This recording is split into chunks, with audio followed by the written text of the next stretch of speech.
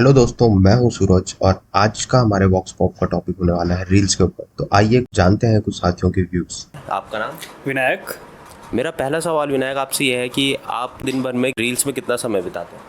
देखिए, रील्स तो नहीं, मैं क्योंकि इंस्टाग्राम में यूज़ नहीं करता तो एज सच में रील्स तो यूज़ नहीं करता। अगर आप शॉर्ट्स की बात करें तो शॉर्ट्स इन द सेंस कभी कभी रैंडमली अगर मेरे को कुछ ठीक लगता है, मेरी फीड स्क्रीन में आ जाता है तो मैं उसको देख लेता हूँ। नहीं तो ऐसी स्क्रॉलिंग वाली तो चीज़ मैं नहीं करता। आपके पर्सनल व्यूज़ क्या हैं इसको लेके? इज़ इट बैड और गुड?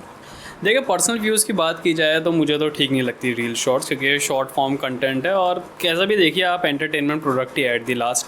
तो एंटरटेनमेंट प्रोडक्ट से क्या होता है, आपके दिमाग में डोपामिन रिलीज़ होता है और डोपामिन अगर कम टाइम में रिलीज़ होता है, आपको किसी शॉर्ट चीज़ के देख के अगर रिलीज़ हो जा रहा है, जैसे 30 या 60 सेकंड की चीज़ को ही देख के रिलीज़ हो जा रहा है, तो वो कहीं ना कहीं एक घातक बात हो सकती है। क्योंकि अक्सर हम देखते हैं आपको डोपामिन किसी भी सोर्स से मिल सकता है। जैसे अगर आप कोई फ़न एक्टिविटी कर रहे हैं, ये वीडियो गेम खेल रहे हैं या कोई मूवी देख रहे हैं, तो ये जो भी चीज़ें हैं ये लॉन्ग ड्यूरेशन की चीज़ें हैं, जैसे कि 1 घंटा, 1.5 घंटा, 3 घंटा।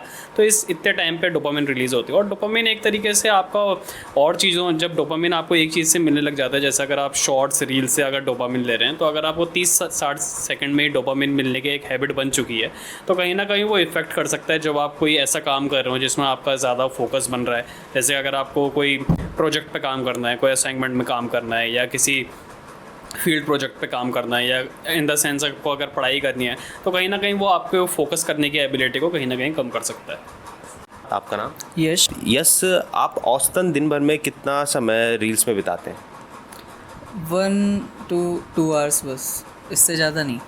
आपको क्या लगता है रील्स के फ़ायदे ज़्यादा हैं या नुकसान ज़्यादा है, और कौन कौन से वो फ़ायदे हैं नुकसान? मेरे लिए तो रील्स मतलब इन्फॉर्मेटिव ही होती है। मैं कुछ ना कुछ सीखता ही हूँ रील्स से, क्योंकि मेरे इंस्टा पेज पे मोस्टली एल्गोरिदम जो है वो ट्रैवल से रिलेटेड या सिनेमैटिक्स से रिलेटेड ही आती है। तो उससे मेरे को पता चलता है कि कौन सा शॉट कैसे लेना है। जो अच्छे अच्छे क्रिएटर्स हैं वो अपने ट्यूटोरियल भी डालते हैं, तो मेरे लिए काफ़ी फ़ायदेमंद है वो रील। जैसे रील्स में देखिए एक प्रकार का कंटेंट आता है, जिस तरह का आप कंटेंट देखना पसंद करते हैं, क्योंकि एल्गोरिथम ही वैसा है उसका। तो आपको क्या लगता है इससे हमारी कहीं ना कहीं फ्लेक्सिबिलिटी कम हो रही है, क्योंकि हमें एक दूसरा पर्सपेक्टिव देखने को नहीं मिलता है, एक ही तरह के पर्सपेक्टिव से हम घिर जाते हैं। देखो, पर्सपेक्टिव का तो ये है कि आपका जो पैशन है वो ही आप फॉलो कर रहे हो इंस्टा पे या फिर कहीं रील्स पे, यूट्यूब पे, शॉर्ट्स पे। तो मैं जैसे ट्रैवल कंटेंट क्रिएटर हूँ, तो मैं उसी तरह का कंटेंट देखना पसंद करूँगा, उसी तरह का बनाना पसंद करूँगा, ना कि मतलब डांस की रील में देखूँगा या अदर रील्स देखूँगा। जो रील मेरे लिए इन्फॉर्मेटिव होगी वो ज़रूर देखूँगा मैं। आपका नाम? मेरा नाम अभिनव है। आप औसतन दिन भर में कितना वक्त रील्स पे बिताते हैं? देखिए, इंस्टाग्राम मैं लगभग 1.5 घंटा चलाता हूँ पूरे दिन भर में।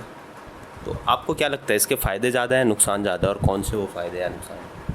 देखिए, फ़ायदे भी है, नुकसान भी है। अगर किसी को एडिक्शन हो गई है तो नुकसान ही है, फिर स्क्रॉल करता रहता है, कब टाइम कब निकलता है पता ही नहीं चलता उसका। और वहीं कुछ चीज़ों से हम अप टू डेट रहते हैं, जैसे रील्स वगैरह चला के लेटेस्ट ट्रेंड्स वगैरह हो गए, न्यूज़ वगैरह, क्योंकि सोशल मीडिया है, नया ज़माना है भाई, यहीं पे ही सब कुछ हमें मिल जाता है।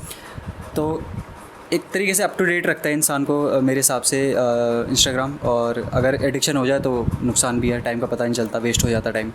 आप ज़्यादातर किस तरह का कंटेंट देखना पसंद करते हैं? इंस्टाग्राम पर ज़्यादातर ट्रैवलिंग वगैरह हो गया, और जिम और फूड वगैरह हो गया, मतलब रेसिपीज़, क्रिकेट तो सबसे ज़्यादा, और MMA, mix martial arts, UFC। कुछ ओपिनियन बेस्ड रील्स भी आप देखते होंगे?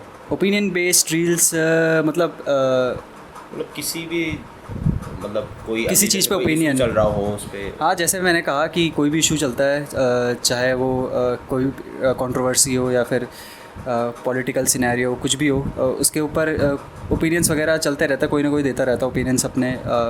तो वो सब तो मतलब देखने को मिल ही जाता है इंस्टाग्राम पे, तो वो सब भी देखते रहते हैं।